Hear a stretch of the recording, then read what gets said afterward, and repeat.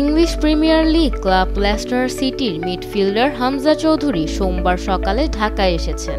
Asian cup কোয়ালিফায়ারে Hong Kong চায়নার বিপক্ষে গুরুত্বপূর্ণ ম্যাচকে সামনে রেখে জাতীয় দলের সঙ্গে যোগ দিলেন এই জনপ্রিয় ফুটবলার। সোমবার সকালে হযরত শাহজালাল বিমানবন্দরে তাকে দেখতে জড়ো হয় দেশের ক্রীড়া সাংবাদিকরা, ভক্তরা আর হাজারো কৌতূহলী চোখ। আর সেই চোখে ছিল প্রত্যাশা, হয়তো এই তিনিই বদলে দিতে পারে বাংলাদেশের ফুটবলের গল্প।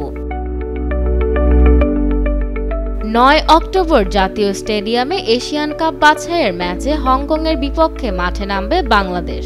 আর এই ম্যাচের ঠিক আগেই হামজার আগমন যেন এক নতুন বার্তা, আমরাও পারি, আমরাও লড়ি, আমরাও জয় চাই। ভারত ও সিঙ্গাপুরের বিপক্ষে পয়েন্টে হারানোর পর এই ম্যাচেই ঘুরে দাঁড়ানোর শেষ সুযোগ। হামজা জানিয়েছেন দেশের হয়ে খেলার সুযোগ পেয়ে গর্বিত তিনি। আজ বিকেলেই নেমেছেন জাতীয় দলের অনুশীলনে।